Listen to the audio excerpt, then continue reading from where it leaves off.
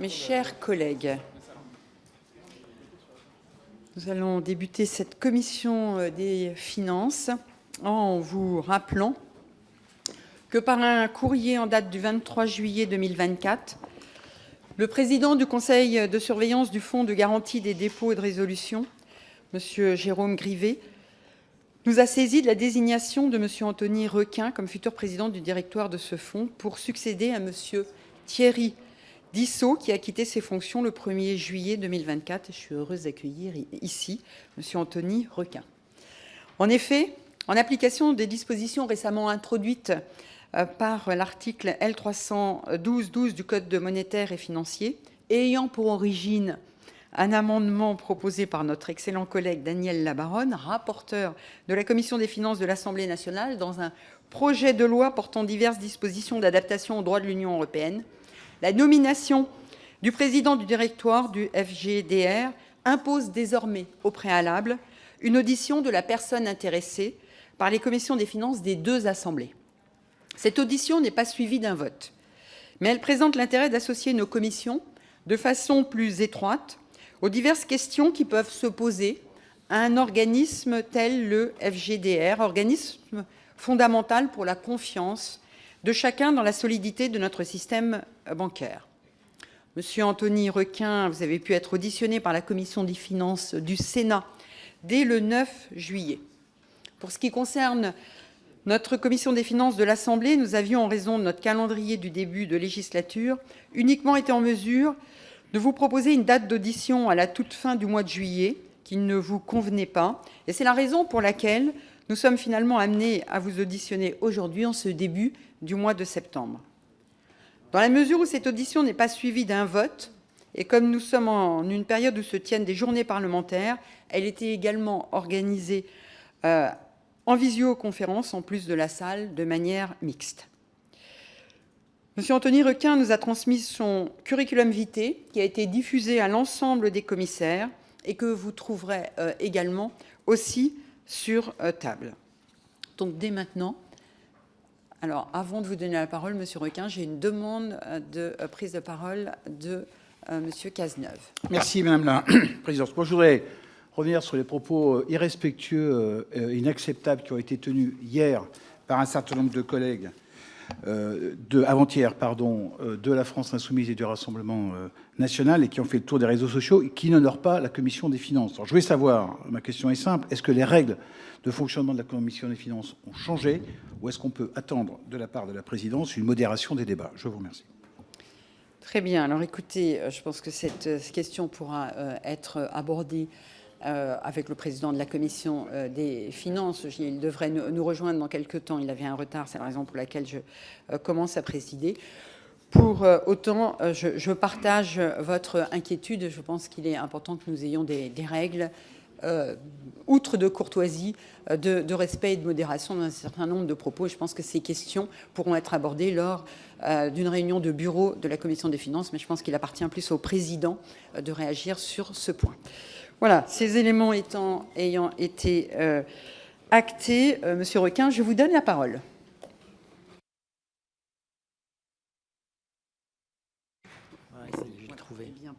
Très bien.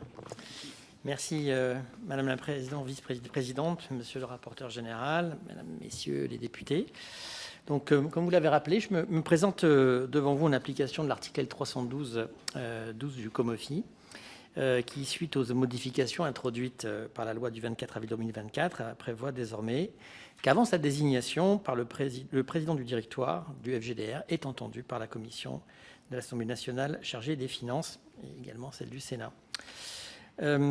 J'ai été informé de la décision du conseil de surveillance du FGDR de me recruter comme président du directoire le 21 mai. J'ai été auditionné par la commission des finances du Sénat, comme vous l'avez rappelé, le 9 juillet.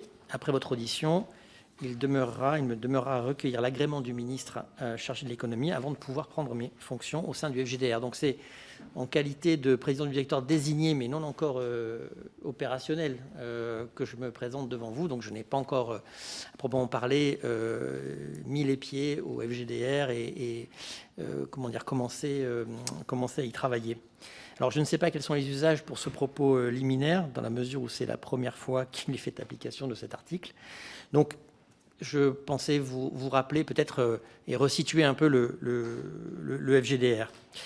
Le FGDR a en charge la mise en place de 4 garanties qui ont été données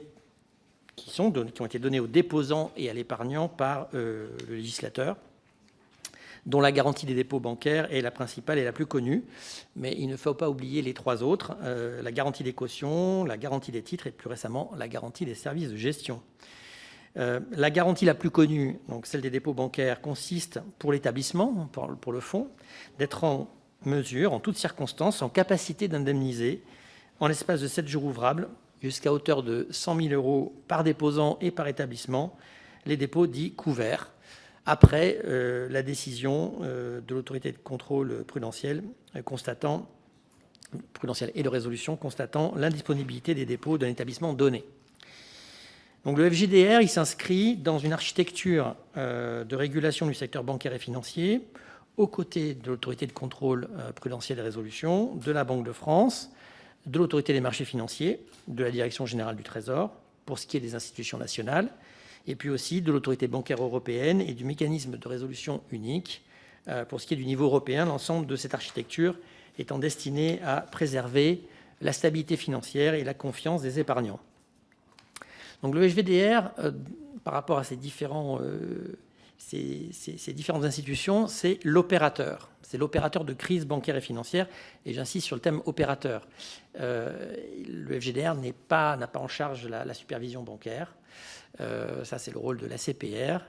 Il n'a pas en charge la rédaction des textes, donc il y a d'autres entités qui œuvrent à cela. En revanche, en cas de crise déclarée, il est l'instrument par lequel une indemnisation ou une intervention de nature préventive peut intervenir. Donc il s'agit encore une fois, je rappelle, de protéger les déposants face aux difficultés que connaîtrait un établissement, difficultés qui seraient telles qu'elles mettraient en risque la capacité des clients de cet établissement à accéder à leurs dépôts. Alors le FGDR, c'est une personne morale de droit privé, c'est le législateur qui l'a défini ainsi, qui a été créé par la loi en 1999, qui est dirigé par un conseil de surveillance composé de 12 membres auquel participe un censeur nommé par l'État. Et il est dirigé aussi par un directoire composé de 2 personnes, dont son président. Le FGDR est alimenté par des contributions prélevées sur le secteur financier. Les réserves financières constituées à ce jour, enfin à fin 2023, s'élevaient à 7,7 milliards, dont 7,4 milliards concernent la garantie des dépôts.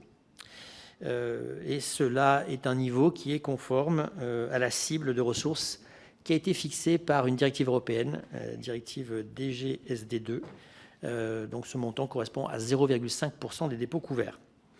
Au-delà de ce montant de réserve constitué, le FGDR dispose d'une ligne du crédit de 1,5 milliard d'euros qui est activable à tout moment auprès d'un certain nombre d'établissements et de la capacité de lever auprès de l'ensemble de ses adhérents des contributions exceptionnelles qui portent de ce fait sa capacité financière à près de 16 milliards d'euros.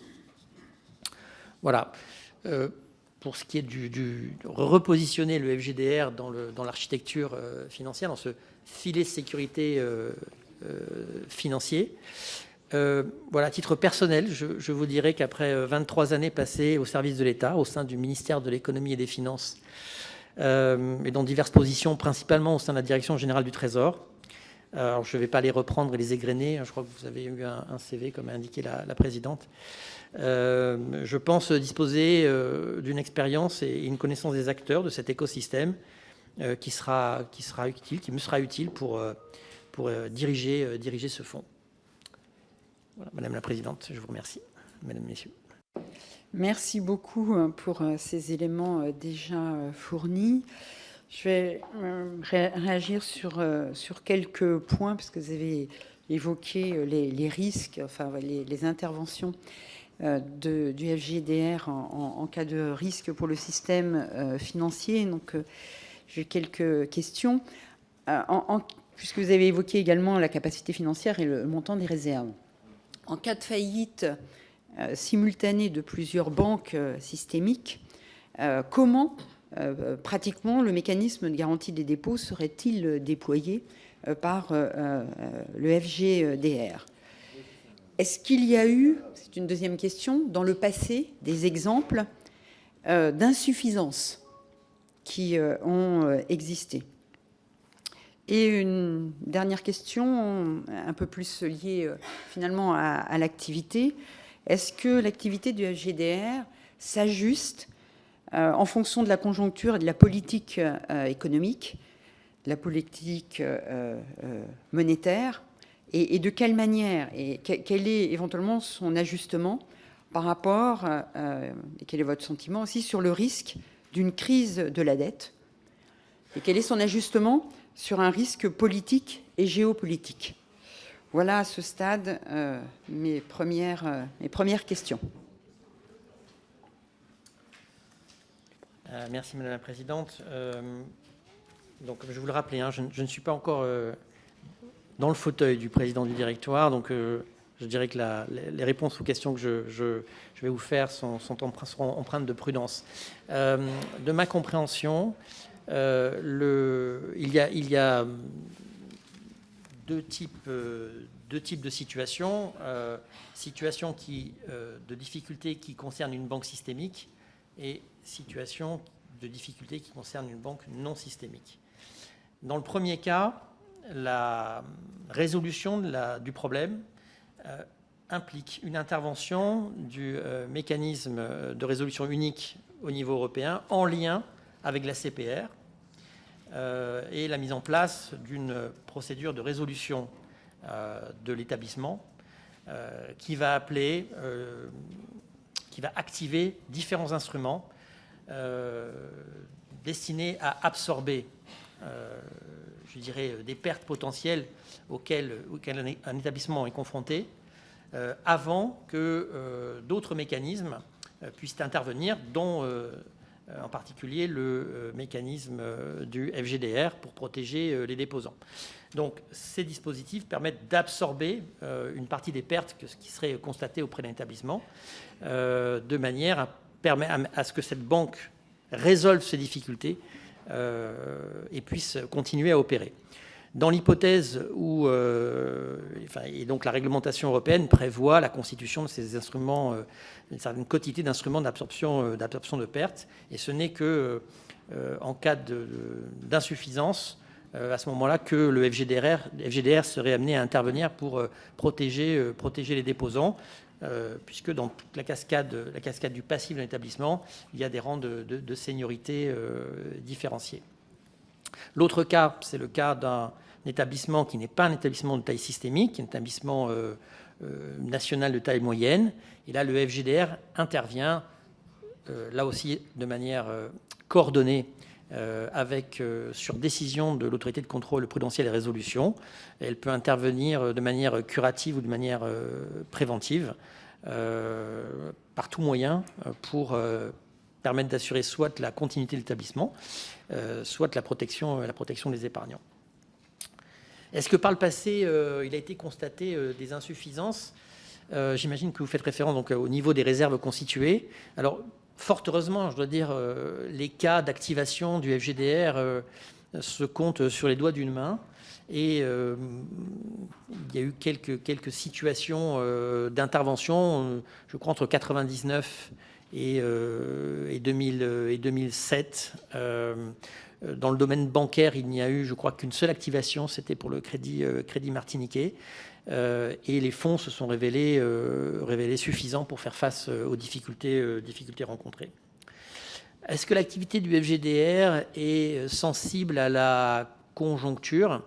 Alors, la conjoncture économique et financière peut générer plus ou moins de risques, naturellement. Pour autant, comme je vous le disais, le FGDR, lui, doit être en mesure d'intervenir à tout moment. Donc son activité, je dirais, au jour le jour, c'est de préparer cette intervention possible à travers la réalisation de stress tests opérationnels avec ses adhérents pour tester ses mécanismes et tester sa capacité d'intervention. Alors elle travaille avec tout un écosystème de prestataires de services qu'elle va tester elle aussi. Et donc elle réalise le quotidien du FGDR, bien qu'on peut, j'imagine que pour les équipes, être prêt est un objectif, mais on ne peut espérer, on ne peut souhaiter la réalisation du risque, parce que ça voudrait dire que notre système bancaire subit une secousse, ou notre système financier subit une secousse d'importance. Donc il s'agit d'être prêt à tout moment, mais en espérant ne jamais devoir intervenir. Voilà, si la conjoncture, les soubresauts, les risques viennent à augmenter, il faut encore plus être prêt que d'habitude. Mais je dirais que sur l'évaluation des risques, le FGDR en lui-même ne dispose que peu d'éléments d'information, en tout cas pas différents de ceux que tout professionnel ou tout un chacun pourrait connaître à travers la lecture des rapports de l'autorité de contrôle prudentiel et de résolution, qui est en charge de la supervision des risques financiers, ou du Haut Conseil de stabilité financière, qui est là pour également apprécier les risques et l'adéquation entre je dirais la réglementation financière et le niveau général des risques. Fort heureusement, je dirais, dans la période récente, où il y a eu, vous évoquez la politique monétaire, il y a eu un brutal resserrement de la politique monétaire au cours de ces dernières années. Et ce sont des moments, ces changements de pied, notamment quand ils sont brutaux, sont des moments de risque, parce que on quitte un univers donné dans lequel on a ses repères. Donc c'était l'univers de faibles taux d'intérêt que nous avons connu entre 2015 et 2021 pour entrer dans un nouveau régime. Et la forte hausse des taux d'intérêt a des impacts sur la valorisation des actifs obligataires ou actions. Et c'est là, je dirais, alors je ne vais pas faire de parallèle avec la mer qui se retire, mais enfin, c'est là qu'on voit la capacité du système et de la réglementation telle qu'elle a été constituée à faire face à ces chocs. Voilà. Fort heureusement, en tout cas dans l'espace économique européen, cette phase de remontée des taux d'intérêt ne s'est pas traduite à ce jour, je croise les doigts, je touche du bois, d'autant qu'on risque de rentrer dans une phase d'assouplissement dorénavant. En tout cas, elle ne s'est pas traduite par la mise en difficulté d'un établissement bancaire au sein de l'Union européenne. Ça n'a pas été le cas de toutes les régions du monde. Très bien. Merci beaucoup pour ces réponses. Je donne maintenant la parole au rapporteur général, Charles de Courson. Votre audition, Monsieur Requin, c'est vrai, est un peu spéciale, puisque c'est le fruit d'un amendement de notre collègue, la baronne, contre l'avis d'ailleurs du gouvernement, il faut le rappeler, à l'époque. Moi, je ne vous poserai pas de questions sur votre parcours, on a votre curriculum vitae, et je pense que vous avez toutes les qualités pour présider cet organisme. Et moi, alors c'est un peu délicat, parce que les questions que je voudrais vous poser présupposent que vous êtes déjà à la tête de cet organisme et que vous exercez vos responsabilités. Et moi, je m'interroge beaucoup sur cet organisme. Voilà. Juridiquement, c'est une association chargée d'une mission d'intérêt général. Mais ces missions sont définies par la loi, y compris pour la principale des 4 garanties que le FGDR est censé couvrir, qui est la garantie de dépôt à 100 000 euros. Voilà. Et alors, on pourrait me dire, mais il y a le droit communautaire, on a quand même 7 milliards 446 millions à fin 2023 sur cette seule garantie, c'est-à-dire c'est l'essentiel, les 3 autres sont beaucoup plus petites. Et donc, quel est le fondement de cela? Vous pourrez me répondre, au droit communautaire, on doit faire cela, mais quel est le risque en France, puisqu'on a probablement le système bancaire le plus concentré de toute l'Union européenne et des banques systémiques. Et donc, en cas de difficulté, il y aura l'intervention du Fonds européen. Ouais. Alors, moi, j'ai quelques questions à vous poser, mais je ne sais pas si vous êtes en mesure d'y répondre, puisque vous n'êtes toujours pas à la tête de cet organisme. C'est quelle est la nature des cotisations? Chers collègues, l'année dernière, en 2023, c'était 690 millions de contributions des banques au FGDR. Ouais. C'est quoi? C'est une cotisation? C'est déductible fiscalement? Ouais. Et qui est propriétaire de ce fonds? Ce sont les banques. Si c'est une cotisation, un fonds de garantie, est-ce que c'est déductible? Ouais. Vous savez, on cherche des recettes partout. Alors, c'est quelques questions. Qui est propriétaire de ces 7 milliards 7? Donc, si vous pouviez un peu nous éclairer sur ce premier point. Et puis, un deuxième point qui est au regard du droit européen, où est-ce qu'on en est de l'harmonisation des garanties? Est-ce que ces 4 garanties, et surtout la plus importante et la plus connue des 100 000 euros, est-ce qu'on a encore des écarts où, ça y est, l'harmonisation est complète sur toutes les banques européennes? Donc, est-ce qu'on a le même niveau de garantie où on n'a pas fini l'harmonisation en la matière? Monsieur Requin. Oui, ce sont d'excellentes questions et je dirais à la fois malheureusement du fait de ma position actuelle, mais également parce que le rôle du président du directoire de FGDR ne me permettra pas de répondre à toutes ces questions. Il y a un certain nombre de questions qui sont de nature fiscale, qui relèvent plutôt d'un questionnement au directeur de la législation fiscale ou du comptable national. Donc là-dessus, je ne me ferai pas pouvoir malheureusement vous répondre, d'autant que le sujet est complexe, puisque vous savez que le FGDR est aussi en charge de collecter les contributions auprès des acteurs financiers français qui alimentent le fonds de résolution unique. Donc on a à la fois des contributions du secteur financier qui alimentent le FRU et des contributions qui alimentent le fonds, le FGDR lui-même. Et au sein de ces cotisations, il y a différentes catégories, différents types de contributions, chacun avec leur spécificité. Donc je ne vais pas me hasarder à vous répondre. Je suis sûr que la direction de la législation fiscale a une doctrine qui permettrait de répondre à une question que vous pourriez leur formuler. Est-ce que vous vous interrogez l'utilité du fonds pour les banques systémiques dans la mesure où il y aurait le FRU qui existerait?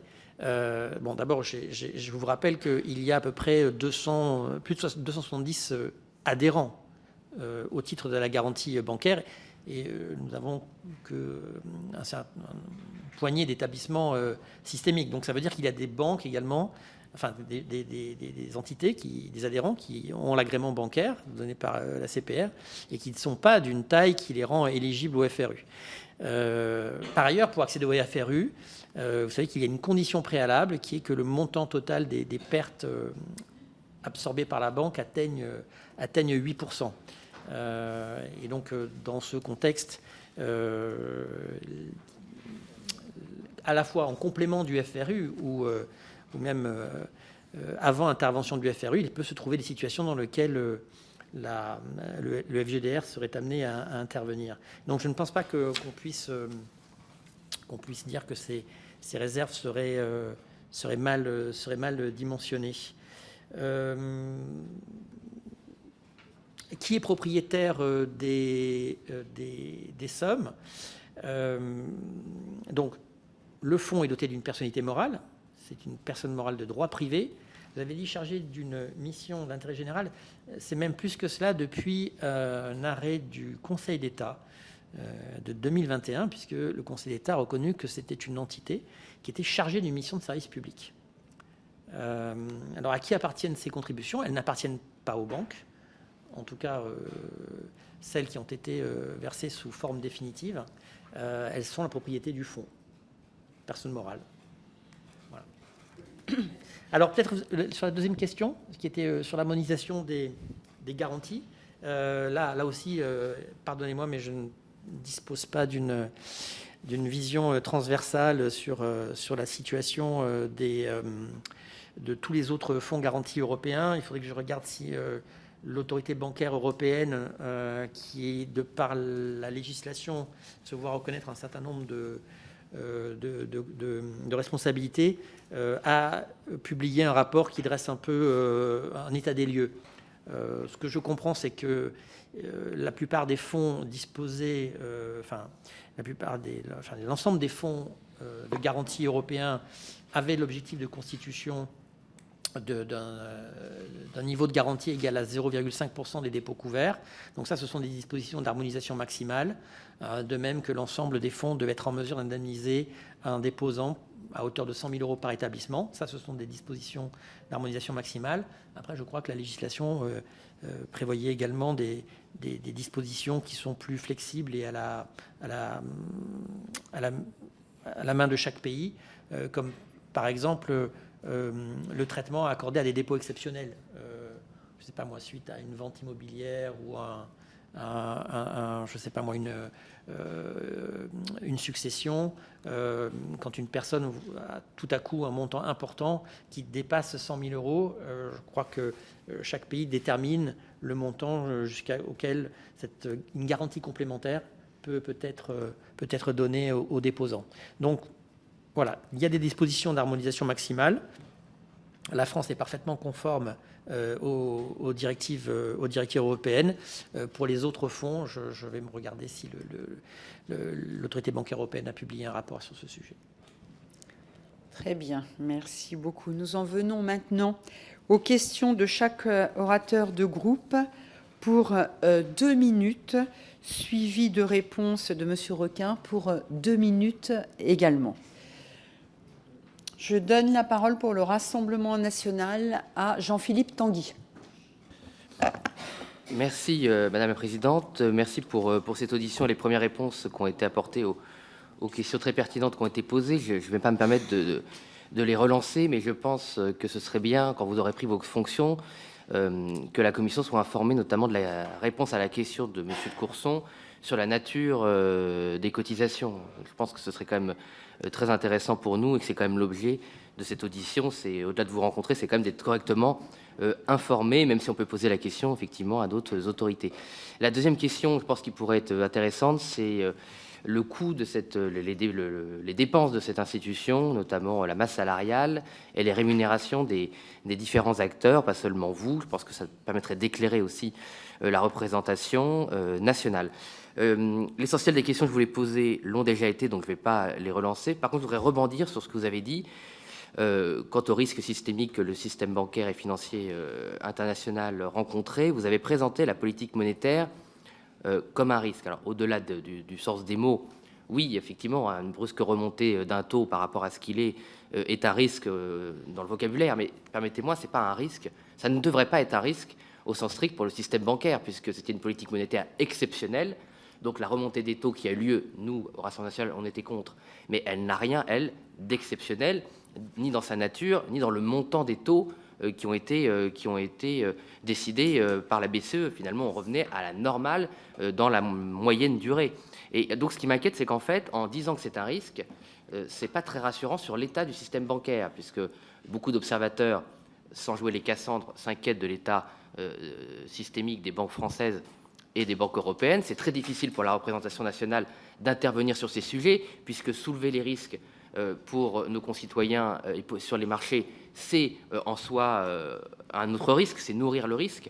Et donc c'est toujours très difficile pour nous de parler de la réalité des risques sur les banques françaises. Donc j'aimerais que vous précisiez votre pensée par rapport à ce que vous avez pu exprimer. Je vous remercie. Merci. Monsieur Requin, pour 2 minutes.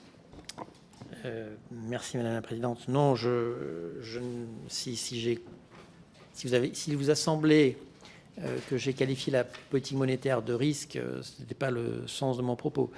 Je voulais juste indiquer que les décisions de politique monétaire peuvent avoir un impact sur les acteurs financiers et la rapidité avec laquelle la politique monétaire change, le niveau de surprise aussi qu'elle peut constituer pour les acteurs par rapport aux anticipations qu'ils formulaient, peut constituer un choc. Et donc la question est, est-ce que les acteurs sont, par les réserves constituées, par l'application des mécanismes prudentiels auxquels ils ils sont tenus, sont bien armés pour faire face à ces chocs. Voilà. Et j'observais que, en tout cas pour ce qui est de l'Union européenne et de l'espace économique européen, la remontée rapide des taux d'intérêt auxquels nous avions été confrontés entre 2022 et 2024 n'avait pas occasionné de difficultés pour aucun établissement, et que ce n'était pas le cas de l'ensemble des juridictions dans le monde. On peut se référer à ce qui s'est passé aux États-Unis en 2023, par exemple, pour des banques qui n'étaient pas des banques de taille systémique, mais étaient plutôt des banques de taille petite ou moyenne. Vous m'avez interrogé sur le montant des dépenses de masse salariale. Alors le FGDR, c'est un fonds de taille réduite, puisqu'il compte une 15 salariés. Et je viens de regarder le rapport annuel 2023, le montant de la masse salariale, charge patronale comprise, s'élève à 3,7 millions d'euros. Merci. Pour Ensemble pour la République, Charles Siechenstuhl. Merci Madame la Présidente. Je tiens d'abord à souligner au nom du groupe Ensemble pour la République notre satisfaction de recevoir ici pour la première fois un futur représentant du Fonds de garantie des dépôts et de résolution, grâce à l'amendement de notre collègue Daniel Labaronne, adopté sous la précédente législature. Cette audition nous intéresse particulièrement puisque le FGDR est garant de la protection des épargnants français et donc de notre stabilité financière. Selon la Fédération bancaire française, la France fait partie des pays de la zone euro où le taux d'épargne est le plus élevé. Il atteignait 17,5%. C'est pourquoi la protection des épargnants et la garantie des dépôts sont essentielles au maintien de la confiance dans le système bancaire et financier. J'ai 3 questions pour Monsieur Requin. La première, le 16 juillet dernier, vous avez présenté un baromètre relatif, enfin le FGDR a présenté un baromètre relatif à la confiance des Français dans le secteur bancaire. 72% de nos concitoyens ont confiance dans le secteur bancaire, contrairement à beaucoup de choses qu'on peut notamment entendre dans les bancs les plus à gauche de notre hémicycle, et ce chiffre est stable depuis 2023. Dans l'optique de renforcer cette confiance des Français dans le secteur bancaire, pourriez-vous nous préciser la position du FGDR sur les niveaux de réserve des banques françaises? Ces niveaux sont-ils suffisants pour faire face à d'éventuelles crises?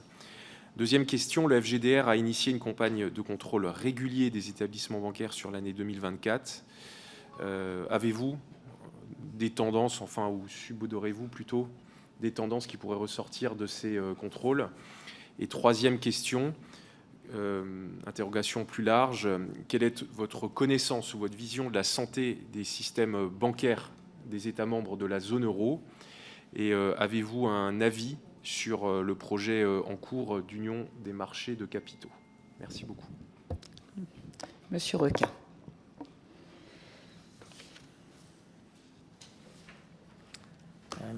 Effectivement, alors la mesure de la confiance des Français dans le système bancaire est une mesure que le fonds de garantie teste, ou enfin en tout cas auquel il s'intéresse de manière régulière. Et donc il y a une campagne annuelle pour mesurer l'évolution de ce baromètre. Et en fonction de ces résultats, en fait, il vient conforter la politique de communication, la communication du fonds. C'est une obligation posée également par les textes européens que les fonds de garantie exercent une action de communication directe envers les épargnants pour leur faire les informer de leurs droits et des protections des niveaux de protection dont ils bénéficient. Donc on peut se satisfaire d'avoir un taux à 72%, mais ça montre qu'il y a encore une marge de progression, en dépit du fait que chaque Français qui dispose d'un compte bancaire, je crois, reçoit, en tout cas moi c'était mon cas, j'espère que c'est également le vôtre, une lettre annuelle qui est adressée par l'établissement bancaire et qui rappelle le niveau de garantie dont elle bénéficie, notamment au travers du FGDR. Donc ces actions de communication régulières doivent permettre petit à petit, j'espère, de familiariser l'ensemble des Français avec ce dispositif qui participent effectivement de la confiance dans l'épargne. Et j'espère qu'on progressera dans les années à venir. Sur le niveau de réserve des banques françaises, je pense que là aussi, chacun son rôle, c'est l'ACPR qui est en charge de vérifier que le niveau des réserves des banques françaises est conforme au texte européen et aux contraintes prudentielles. Donc je ne me prononce pas sur le sujet. A priori, je pense que le niveau de réserve est satisfaisant. Les campagnes de contrôle, alors ce n'est pas des campagnes de contrôle type de stress test bancaire, c'est des campagnes de stress test sur l'opérationnalisation du fonds. Et je crois que pour avoir lu les éléments du rapport annuel de FGDR, les tests de campagne sont satisfaisants. Ils sont à peu près de plus d'une centaine qui sont effectués chaque année auprès de l'ensemble des adhérents. Merci. Pour la France insoumise, Hugo Prévost. Merci de votre présentation ainsi que celle de votre mission. Il m'appartient de vous présenter une crainte quant à l'exposition de notre système bancaire à des risques systémiques de crise. Nous en avons beaucoup parlé. Nous venons de parler à l'instant des mouvements de taux d'intérêt par les banques centrales. Je me permets de rappeler que nous avons vécu une crise bancaire avec la chute du SVB par le relèvement des taux d'intérêt de long terme de la Fed, qui a conduit votre homologue américain à augmenter le montant des fonds couvrables au niveau outre-Atlantique. Nous avons vécu bien plus proche géographiquement le rachat in extremis du Crédit Suisse par l'UBS. Si je rappelle ces épisodes-là, c'est pour rappeler que nous vivons dans une surexposition à des crises bancaire de manière systémique. À ce contexte de surexposition systémique à des crises bancaires s'ajoute pour notre pays la mise en place d'une cure austéritaire qui va répondre aux injonctions de la Commission européenne et du FMI. Cette cure austéritaire qui va, dans une volonté de soigner le patient avec sa propre maladie, nécessairement affaiblir l'investissement réel dans notre pays et donc exposer plus fortement nos entreprises à des défauts de paiement et donc affaiblir notre système bancaire. Si je rappelle tous ces éléments, c'est que bien sûr, il n'appartient pas au FGDR de prévenir de ces risques et de les analyser. Il s'agit donc bien de les constater et donc d'y prévenir. J'en viens à ma question. Préconisez-vous donc un relèvement du montant de ces réserves afin d'être en capacité de couvrir un risque systémique, ou considérez-vous que cet objectif est difficilement atteignable au vu des montants en jeu? Et au fond, inciteriez-vous donc notre commission à prendre des mesures de baisse du niveau de risque et donc de recloisonnement de notre système bancaire? Je vous remercie. Monsieur Requin.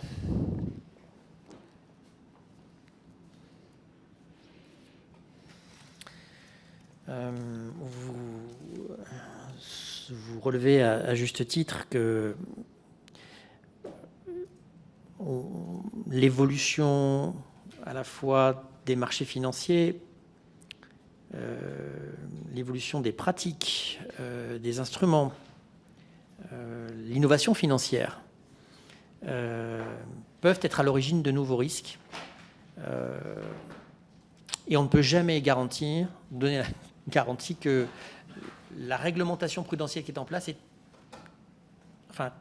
qu'elle est en tout temps, en tout lieu, complètement adaptée et ad vitam aeternam pour couvrir et garantir tous les risques. Elle est nécessairement évolutive, elle doit évoluer, et le législateur doit adapter cette réglementation prudentielle à l'évolution des métiers bancaires et financiers. On peut se réjouir du fait que ce qui s'est passé aux États-Unis avec la faillite d'un certain nombre d'établissements de taille moyenne, SVB, Signature Bank, etc., les difficultés que rencontrait Crédit Suisse, on n'est pas trouvé d'écho, au sein de l'Union européenne. On peut s'en féliciter, mais ça ne va pas nous donner une position de confort trop importante en disant nous sommes protégés ad vitam aeternam et la réglementation telle qu'elle est ne mérite pas qu'on y jette un œil et éventuellement qu'on l'adapte. Les métiers bancaires évoluent, les systèmes de paiement se modernisent, des instruments financiers nouveaux apparaissent. et il faut appliquer une constante vigilance pour s'y adapter. On a un écosystème quand même institutionnel, avec le Haut Conseil de stabilité financière en France, la CPR, tout un réseau d'institutions européennes, nationales, qui surveillent, analysent l'évolution de ces métiers bancaires et essaient d'adapter la législation. Il faut rester vigilant. Si j'ai le sentiment, dans l'exercice de mes fonctions, que le niveau des réserves et les cibles qu'a fixées le législateur européen ne sont pas adéquats, je vous en ferai part si j'acquiers cette conviction à la lumière d'éléments objectifs qui viendraient à ma connaissance. Voilà, mais à ce stade, à ce jour, je suis pas en position de vous indiquer que ces niveaux de réserve seraient insuffisants. Merci. Pour le groupe socialiste et apparenté, Michaël Boulou.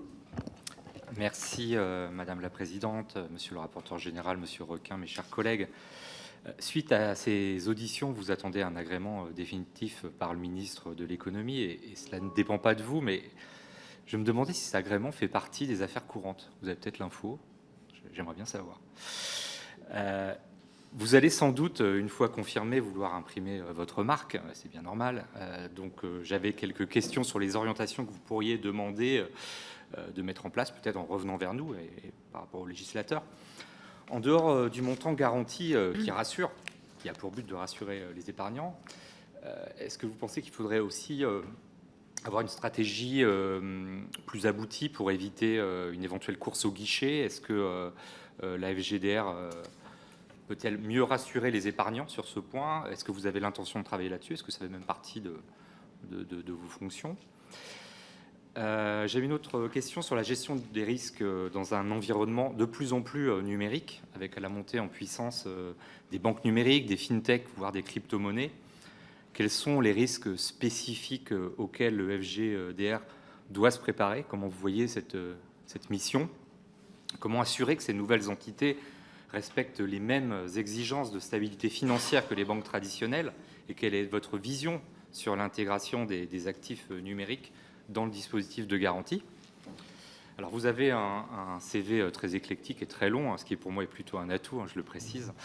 Je ne vais pas vous interroger sur la Nouvelle-Calédonie ou les concentrations des médias, mais c'est des sujets très intéressants qui me semblent un peu éloignés des fonctions visées, mais plutôt sur votre leçon tirée de votre expérience à l'agence France Trésor.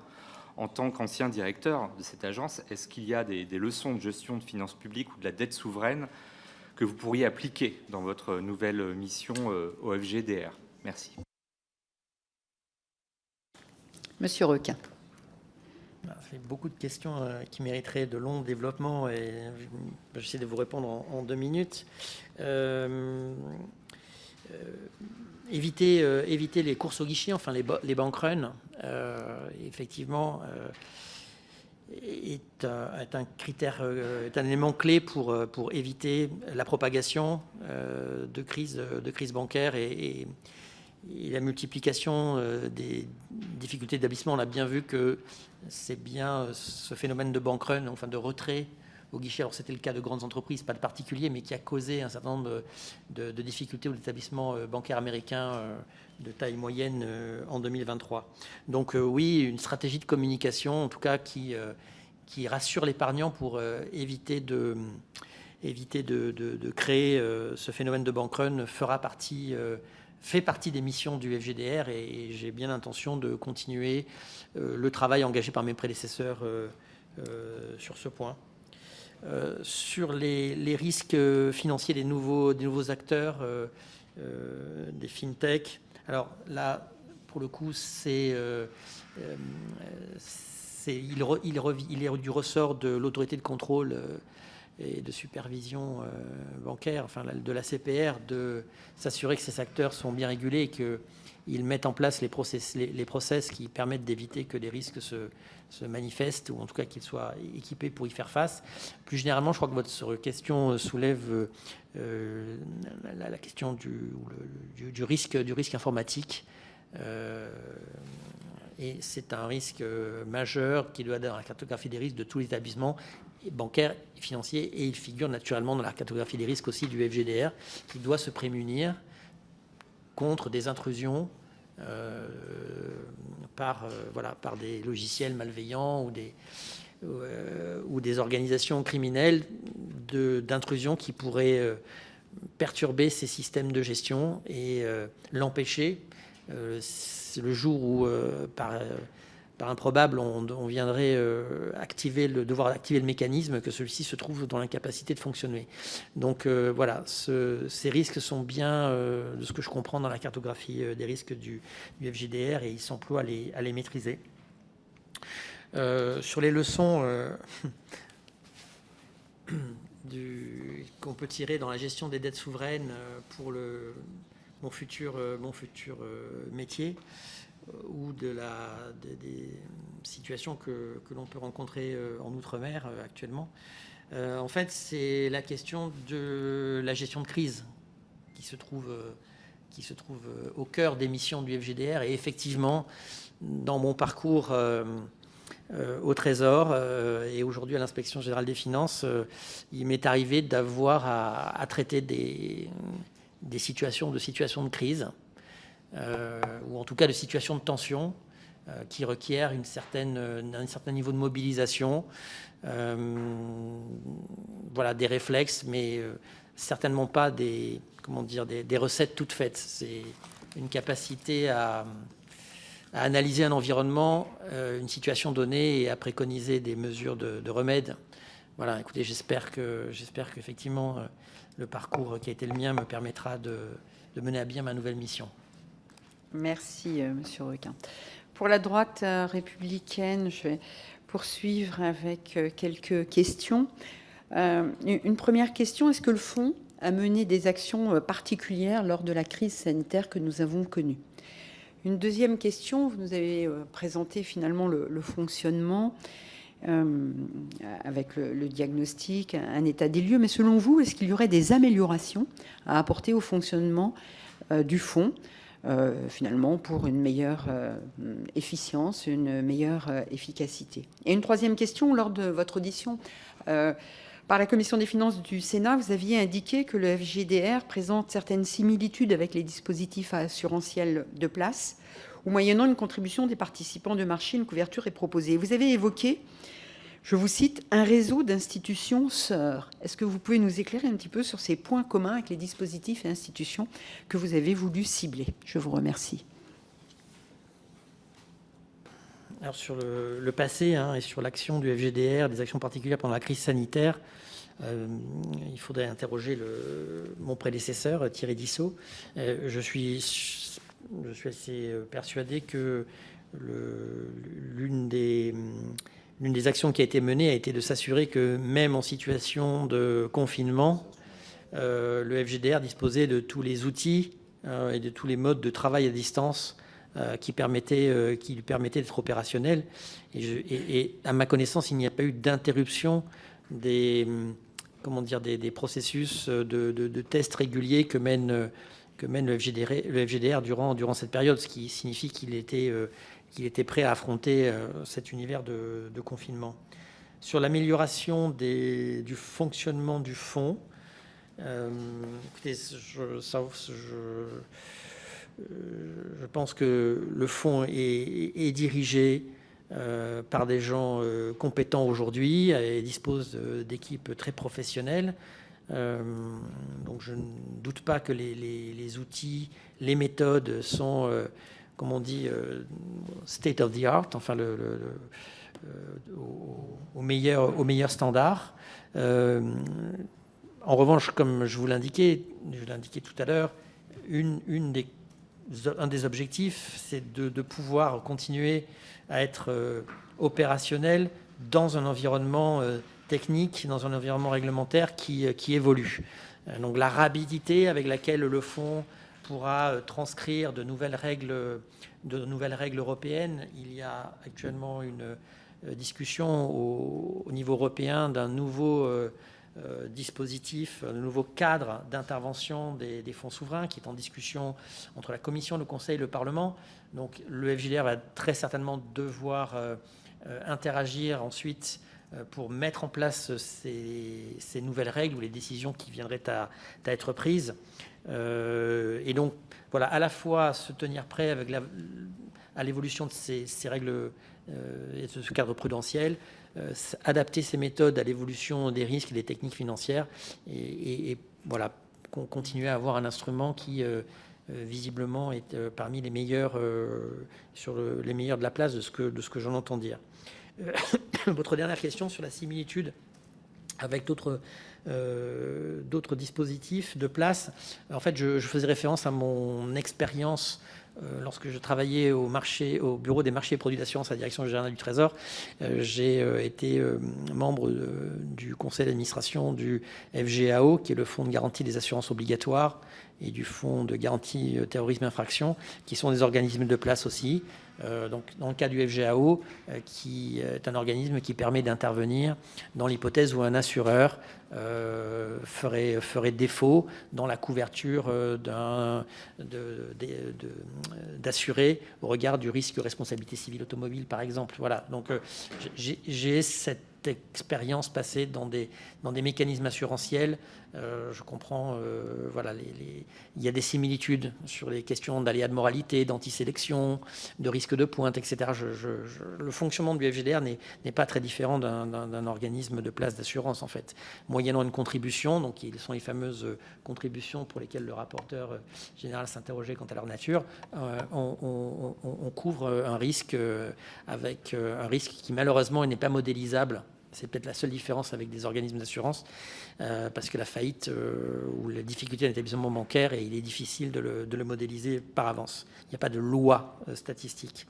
Enfin, sur le réseau d'institutions sœurs, c'était en fait il y a deux associations qui sont l'association européenne des fonds de garantie et une association internationale des fonds de garantie qui se réunissent régulièrement pour partager leur expérience et les enseignements des crises qu'ils peuvent connaître. Très bien. Merci. Pour le groupe écologiste et social, Eva Sas. Merci Madame la Présidente. Monsieur Requin, merci pour cette présentation. Le groupe écologiste et social souscrit bien évidemment au mécanisme de protection des épargnants et de garantie par la puissance publique. Mais j'aurais aimé profiter de cette audition pour avoir votre point de vue sur deux sujets en particulier. Ma première question, quelle analyse portez-vous sur les risques systémiques des établissements concernés par le FJDR qui auraient des expositions financières significatives sur des investissements dans les industries fossiles ? Le FJDR prend-il en compte le risque particulier porté par les actifs fossiles qui contribuent au dérèglement climatique et donc à ses conséquences économiques et qui peuvent à terme devenir des actifs échoués ? Deuxième question, le groupe écologiste soutient les outils de réindustrialisation et de décarbonation de l'industrie. Et en ce sens, le gouvernement Attal avait porté un outil d'épargne qui était le plan d'épargne avenir climat, PEAC.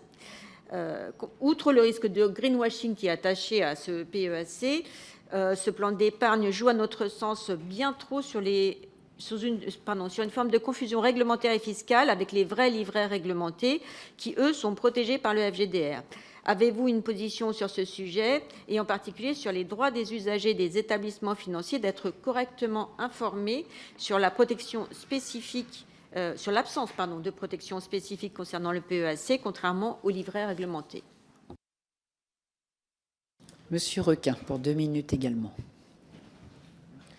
Alors, je crois que ces questions, toutes pertinentes qu'elles soient, sont un peu à la frange des attributions du FJDR, puisque le FJDR n'est pas en charge de procéder à l'analyse systémique des risques des banques. C'est le rôle de l'ACPR. Et donc, la question particulière qu'ils posent sur leur exposition qui pourrait résulter de leur exposition aux industries fossiles relève d'une autre institution que le FJDR. Le FJDR ne discrimine pas ses interventions en fonction de l'exposition climatique de ses adhérents. Il doit être en mesure d'intervenir, quelle que soit l'entité concernée, dès lors qu'elle dispose d'un agrément bancaire et qu'elle rencontrerait des difficultés.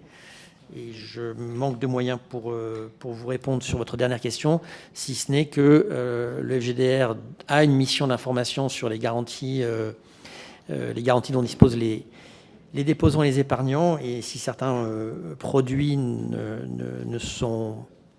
bénéficient pas de la couverture, effectivement, il appartient également au FGDR de le signaler, ou en tout cas de bien attirer l'attention du déposant sur les risques ou les types de dépôts qui sont couverts et ceux qui ne le sont pas. Merci. Alors, je n'ai pas forcément d'autres orateurs inscrits pour certains groupes, mais je vais quand même vérifier. Pour les démocrates, donc il n'y a pas d'orateur. Pour Horizon et Indépendants, non plus. Pour le groupe Lyot, est-ce qu'il n'y a pas d'orateur? Pour le groupe Gauche démocrate et républicaine, non plus. Je vérifie également en visio. Pour le groupe à droite, non plus. Alors, je vais passer aux autres orateurs suivants pour des questions d'1 minute et des réponses d'1 minute. Alors, j'ai inscrit Monsieur Daniel Labaronne pour le groupe Ensemble pour la République. Merci Madame la Présidente. Alors, je suis très heureux de cette audition car c'est à mon initiative, cela a été dit, que nous avons adopté un amendement d'ADU permettant de vous auditionner, Monsieur Requin, avant votre désignation en tant que président du FGDR. Je précise que j'ai fait adopter un même amendement s'agissant du directeur général du Fonds de garantie d'assurance obligatoire dommages. Le principe de ces auditions, de cette audition en tous les cas, est de renforcer le pouvoir de contrôle du Parlement en matière de nomination des dirigeants de personnes morales de droit privé chargées d'une mission d'intérêt général dans les domaines de la banque, de l'assurance ou de la finance. Mes questions. Pouvez-vous nous rappeler comment s'intègre le FGDR dans les mécanismes européens de surveillance unique et de résolution unique? Et par ailleurs, est-ce que vous pouvez nous dire, parce que dans votre dernier rapport annuel, ou en tous les cas le dernier rapport du FGDR, vous indiquez que le FGDR a atteint en 2023 son objectif de dépôt couvert, s'élevant à 7,4 milliards d'euros. Quelles sont vos perspectives actualisées pour l'année à venir en ce qui concerne la gestion des ressources et la protection des épargnants, notamment face aux défis que pourrait rencontrer le secteur bancaire? Merci, Madame la Présidente. Monsieur Requin, pour des réponses en 1 minute. Ah oui. Micro, Monsieur Labaronne, s'il vous plaît. Alors, le FGDR n'est pas en charge de la surveillance, qu'elle intervienne au niveau national, c'est le rôle de la CPR, ou au niveau européen, c'est le rôle du mécanisme de surveillance unique. En revanche, elle est effectivement intégrée au mécanisme de résolution, qu'il soit de nature nationale ou européen, avec des interactions qui interviennent entre le Conseil de résolution unique, la CPR et donc le FGDR pour ce qui est des banques systémiques, la CPR et le FGDR pour ce qui est des établissements qui ne sont pas de nature systémique et qui sont uniquement soumis, je dirais, au cadre national. Sur le niveau de constitution des réserves, voilà, nous avons donc effectivement, enfin, le fonds a atteint 0,5% des dépôts couverts à la fin 2023. Donc modulo l'augmentation éventuelle de la taille des dépôts, puisque tout à l'heure un intervenant a rappelé l'augmentation et le niveau de l'épargne des Français, donc modulo cette variation au volume que le fonds devra effectivement, dont le fonds devra tenir compte pour maintenir une couverture à 0,5%. Je ne pense pas qu'il y ait de plan d'augmentation du niveau des réserves. Merci. Fabien Di Filippo pour le groupe La Droite Républicaine. Merci beaucoup, Madame la Présidente, et merci à Monsieur Requin pour sa participation à cette audition et ses réponses. 2 questions. La première, par rapport à une affirmation qui date d'il y a quelques mois sur le fait que la concentration du secteur bancaire en France permettait d'avoir un ratio de couverture assez faible, vous l'avez expliqué, de l'ordre de 0,5%. Si la fiabilité de notre système bancaire montre que pour l'instant c'est largement suffisant, cet argument est un peu contre-intuitif. On aurait plutôt l'impression que plus le système bancaire est concentré, plus la faillite d'un acteur, un seul de ces 6 acteurs, rendrait toute couverture des risques complètement impossible et improbable. Alors je voulais avoir une explication sur ce sujet. Et la deuxième question, par rapport aux actions et obligations qui sont incluses dans la garantie. 2 questions. Si demain, un opérateur qui vend des crypto-monnaies avait un agrément ACPR, est-ce que vous iriez jusqu'à couvrir ces actifs-là? Et surtout, la deuxième question, les assurances-vie, les PER, sont à mon sens pas couverts, alors que les plans en épargne en action le sont. De plus en plus de Français doivent recourir à ces assurances-vie ou à ces PER pour s'assurer une retraite. Pourquoi ne sont-elles pas couvertes? Merci. Monsieur Requin.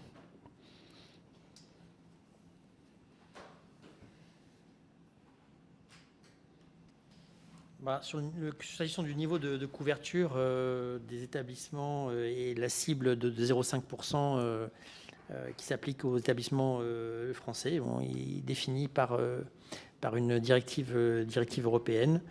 Les établissements de grande taille sont aussi des établissements qui ont des multiples activités, qui interviennent dans différents métiers.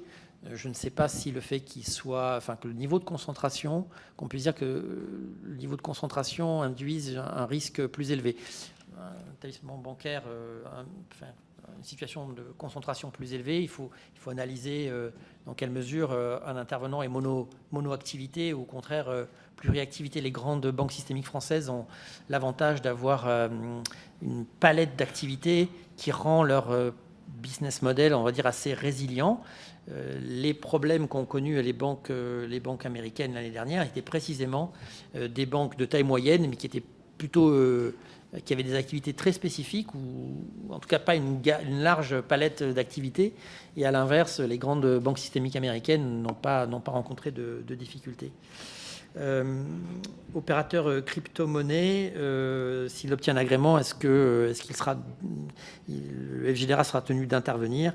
Je réserve ma réponse, mais a priori, s'il a un agrément bancaire, et sauf à ce que la législation ne le prévoit pas, mais il faudrait que je vérifie cette question. Normalement, le FGDR, dès lors qu'il a un agrément bancaire, dès lors qu'il est obligé d'adhérer au FGDR, le FGDR serait tenu d'intervenir. Enfin, je rappelle que pour l'assurance vie, il y a un mécanisme de couverture pour les assurances vie, un mécanisme spécifique qui s'appelle le FGAP, Fonds de garantie des assurances de personnes. Merci. Christine Pérez-Beaune pour le groupe socialiste et apparenté. Merci Madame la Présidente. Merci Monsieur Requin, tant pour la présentation de votre parcours que l'émission du FGDR. Et je m'excuse parce que je pense que vous l'avez dit, mais j'ai dû être un peu distraite. Quelles sont les ressources du FGDR? Quel est le budget annuel? Et quel est le profil des 15 salariés? Merci. Monsieur Requin. Donc les ressources du FGDR sont constituées de contributions prélevées auprès des adhérents en fonction de chacune des garanties. Donc pour les garanties, la garantie de dépôt, ce sont les banques bénéficiant d'un agrément bancaire. Pour les cautions, ce sont les établissements qui sont réglementés, habilités à délivrer ce type de caution. Pour les garanties des titres, c'est les prestataires de services d'investissement. Et pour les services de gestion, ce sont les SGP. Donc ces contributions sont fixées par le conseil de surveillance en relation avec la CPR pour s'assurer que le niveau des réserves est conforme à la réglementation. Alors le budget annuel du FGDR, là, je ne l'ai pas sous la main, mais vous trouverez ça dans le rapport annuel du fonds avec le détail des différents postes. C'est là que j'avais récupéré le niveau de la masse salariale tout à l'heure. Et le profil des 15 salariés, ce sont des gens du secteur privé qui ont été recrutés par leur expérience dans le domaine bancaire ou de la supervision pour l'essentiel. Claire Marie-Beuil pour le groupe Rassemblement national. Oui, merci Madame la Présidente. Merci Monsieur Requin pour toutes vos réponses. Je voulais tout de même revenir sur une réponse que vous avez donnée à mon collègue Jean-Philippe Tanguy tout à l'heure quand il vous a demandé la masse salariale, puisque nous avons, autour de moi, été un peu surpris. Vous nous avez annoncé une enveloppe de 3,7 millions. si je me souviens bien, pour 15 personnes. Alors, un petit calcul assez rapide nous a donné comme chiffre 21 000 euros par mois en charge chargée.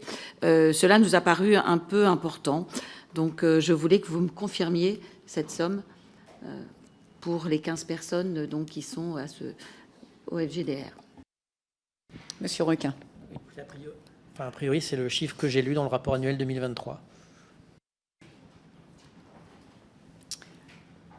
Alors, j'ai ensuite en visio Mathias Renaud pour le groupe Rassemblement National.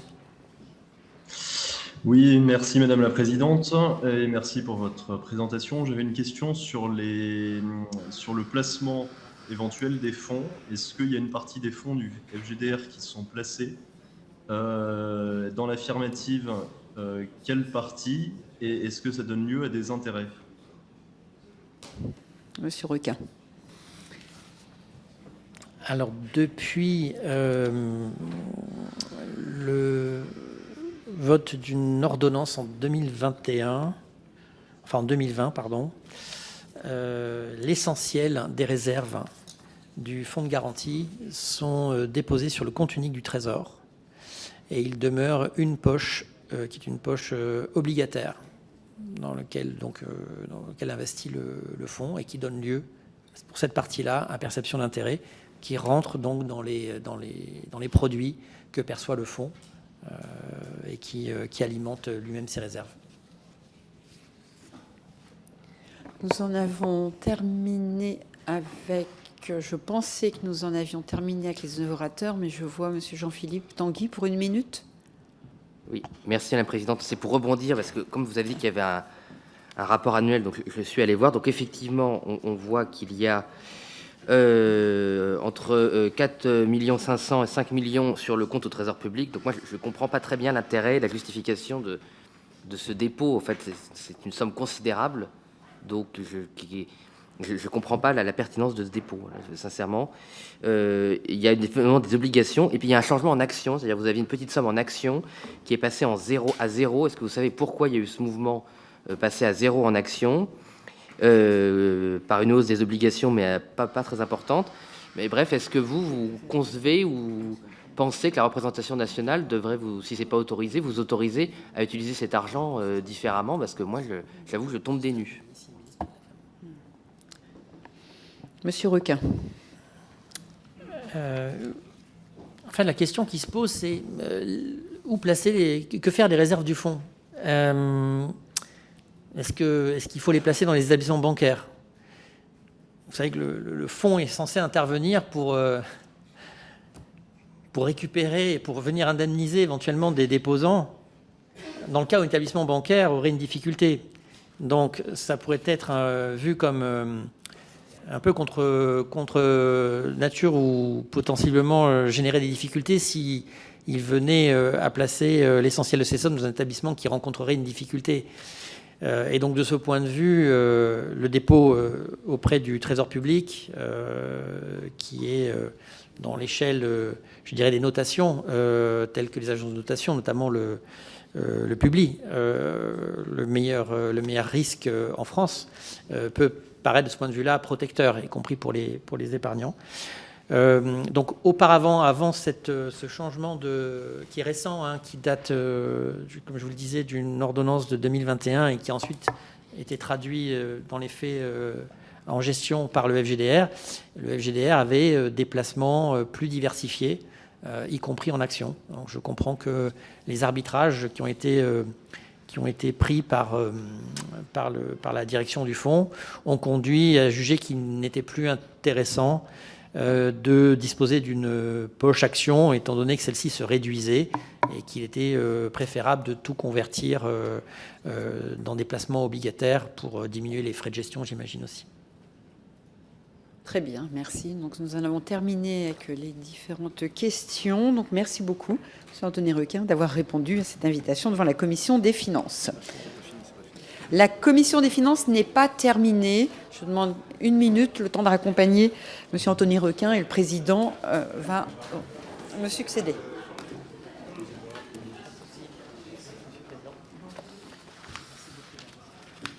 Bien, chers collègues, merci à Véronique Louwagie. Les embouteillages et la ligne 8 ont pénalisé ce matin, mais je sais que Véronique, dans ces cas-là, assure parfaitement la présidence. Je sais qu'il y a eu une intervention au début de cette séance de Jean-René Cazeneuve. Donc moi, je voulais l'aborder d'ailleurs moi-même. Bon, il est évident que chacun des collègues est responsable du fond de ses interventions dans cette commission comme en séance. Maintenant, moi-même, j'avais, dès le début de ma présidence ici en 2022, essayé de fixer certaines règles. Après, chacun est libre de les suivre ou pas, et chacun sera libre aussi en tant que président de réagir, qui était l'idée que notre commission, c'était pas une commission du buzz, quoi. Voilà. C'est-à-dire qu'il y a des interventions, je peux tout à fait comprendre, et d'ailleurs, y compris, elles viennent de tous les groupes, qui peuvent être faites en séance et qui, à mon avis, n'ont pas lieu d'être dans la commission, à la fois sur la forme et parfois sur le fond. C'est-à-dire, tant qu'à faire, je préfère qu'on parle du sujet abordé et non pas de sujets autres dont je mesure bien que ça peut faire des vidéos, mais qui, à mon avis, font que notre commission en pâtit. Et je dois dire même ceux qui l'expriment ainsi de cette manière, parce que, y compris, évidemment, après, le ministre répond pareillement, et on a des choses qui sont pas très agréables pour ceux qui nous écoutent. Moi, je suis certain que, je le dis notamment par rapport à tous nos nouveaux collègues, le taux d'audience de notre commission, il a augmenté. C'est-à-dire que la commission est suivie. Et je pense que si elle est suivie, c'est pas un hasard. C'est aussi parce que ce qui s'échange, sans d'ailleurs du tout, c'est pas mon style à faire dire les choses sur nos désaccords, sur le fond, etc. C'est aussi parce qu'il y a des arguments qui s'échangent ici. Donc je compte bien le faire respecter. Voilà, je l'ai dit aux collègues dont je jugeais que certaines interventions étaient pas forcément idoines ici. Et je demande à chacun, parce que là, pour le coup, je ne pense pas que ça soit seulement deux groupes qui soient concernés. Je le dis aussi en mémoire de nos différentes commissions, mais je compte aussi sur nos chefs de file pour que on fasse remonter ce message. Voilà, c'est collectif, j'allais dire. Moi, je ne peux pas jouer au garde-chiourme, je ne peux pas demander de sanctions, parce que je ne vois pas sur quelle base je me poserais pour juger du contenu d'une intervention de chacun de nos collègues. C'est plus une responsabilité collective qui, encore une fois, n'empêche pas, par contre, les désaccords de fond exprimés de manière bien normale. Voilà. Donc c'est comme ça que je compte faire continuer notre commission, et c'est ce que je voulais dire en introduction. Merci. Je dis en conclusion, du coup. Excusez-moi de mon retard. Ah oui, alors pardon. Du coup, j'ai quand même des informations à vous donner. Le bureau de la commission qui s'est réuni la semaine dernière a décidé de nommer des rapporteurs d'information, de missions d'information lancées par la commission sous la précédente législature, qui avait bien engagé leurs travaux au moment de la dissolution. Seraient ainsi nommés Jean-Philippe Tanguy et M. François Jolivet, rapporteurs sur la rémunération de l'épargne populaire et des classes moyennes, M. Mathieu Lefebvre et Vassas, rapporteurs sur le reste à vivre des classes moyennes, M. Charles de Courson et Mme Félicie Gérard, rapporteurs sur la fiscalité de l'épargne retraite par capitalisation. S'il n'y a pas d'opposition, je propose qu'il en soit ainsi décidé. C'est bon. Le bureau de la commission des finances a également décidé que la commission se saisira pour avis du projet de loi d'approbation des comptes de la sécurité sociale pour l'année 2023 ainsi que du PLFSS pour 2025. Le rapporteur pour avis de ces projets sera nommé ultérieurement. Pour rien vous cacher, on avait décidé de le nommer une fois qu'on aurait un gouvernement. Voilà. Parce que ça peut avoir un certain lien. Enfin, le bureau de la commission des finances a décidé qu'il convenait de rendre un avis sur les 4 projets de contrat d'objectifs et de moyens relatifs aux sociétés de l'audiovisuel public qui ont été transmis à l'Assemblée le 18 juin 2024. Serait nommé rapporteur de ces 4 projets de contrat d'objectifs et de moyens le rapporteur spécial des crédits de la mission Média, à savoir M. Denis Masseglia. S'il n'y a pas d'opposition, je propose qu'il en soit ainsi décidé. C'est bon. On se retrouve la semaine prochaine à 17h, mardi 17 septembre, pour examiner l'enquête de la Cour des comptes relative au certificat d'économie d'énergie, et à 9h15, mercredi 18 septembre, pour auditionner le premier président de la Cour des comptes sur le rapport sur la situation et les perspectives des finances publiques. J'ai oublié de vous donner 2 informations, excusez-moi, qui n'étaient pas prévues. La première, c'est que le rapporteur général et moi-même avons écrit au nouveau Premier ministre, M. Barnier, comme nous avions d'ailleurs déjà écrit à M. Attal pour lui demander le fait qu'on nous transmette les lettres de plafond qui ont été envoyées en juillet. D'accord ? Alors, j'entends bien que les lettres de plafond, normalement, ne sont pas transmises aux députés, sauf que nous avons un tiré à part, normalement, détaillé. Bon, vous savez que ça n'a pas été le cas, parce qu'il n'y avait pas de gouvernement. Je ne sais pas quand nous aurons, j'espère rapidement, le tiré à part qui nous permettra d'auditionner le futur ministre des Finances et donc de commencer le débat budgétaire. Et ça, aussitôt que l'on l'aura, je vous dis à l'avance que nous auditionnerons le nouveau ministre des Finances. Mais en attendant, vu que le temps traîne, je pense que nous devons avoir les lettres de plafond que certains médias ont. Ça me semble normal. Donc nous l'avons demandé à M. Barnier. Et si nous ne l'avons pas, on se débrouillera avec le rapporteur général pour aller les chercher. Voilà ce que je voulais vous dire au nom de la Commission. Merci. Oui. Oui, Monsieur le Président. Juste merci pour ce rappel que je considère effectivement salutaire. Je pense qu'on peut dire ce qu'on a à dire tout en respectant ceux qui sont derrière la table. Mais je le dis aussi, je pense qu'il faut que le respect soit aussi dans l'autre sens. Et quand on pose des questions, il faut aussi que les ministres ou que ceux qui sont auditionnés répondent aux questions. Et je voulais juste vous interroger sur un point. J'ai commis un rapport avec un collègue qui, certes, aujourd'hui n'est plus député, Robin Reda, mais nous avions terminé le rapport et nous devions le présenter en commission des finances. Est-ce que je suis autorisée à le présenter ? Oui, vous serez. Alors, en fait, ce qui se passe, Christine, c'est que le principe est acté. Simplement, le groupe auquel appartenait Robin Reda, alors d'ailleurs, il devait nous revenir vers nous, je crois, ça n'a pas été encore fait, doit nous donner un nom de la personne qui va remplacer Robin Reda, qui n'est plus député. Donc on ne peut même pas demander à Robin Reda de venir, mais de donner un nom qui puisse accompagner votre rapport. Mais le principe est acté. Oui, sachant que le rapport est terminé. Hein. Oui, il était terminé, d'accord. C'est pour ça qu'on a demandé que rapidement un nom nous soit transmis. Voilà, pour respecter les formes. Et je suis tout à fait d'accord sur la remarque que vous avez faite, c'est-à-dire le respect de notre commission, c'est pas seulement la forme de nos interventions, mais c'est aussi que les personnes auditionnées, notamment les ministres, répondent aux questions. D'ailleurs, je vous rappelle que nous avions, et on en tirera les conclusions si ça règle pas les choses, hein, mais on avait décidé de changer la forme de nos questions pour ça. C'est-à-dire on avait décidé, au lieu de, je dis ça notamment pour le commissaire qui n'était pas là, hein, au lieu de faire 8 interventions de groupe, et puis à la fin le ministre répond, et du coup c'est assez facile de juger, on a décidé de faire du tac au tac pour ça. Bon, donc si ça ne suffit pas, enfin moi-même d'ailleurs, je me permettrai à ce moment-là de relancer les ministres, quelles que soient les questions. Hein, c'est pas lié à des groupes, en fonction du fait qu'on peut juger que la réponse n'a pas été donnée. Voilà.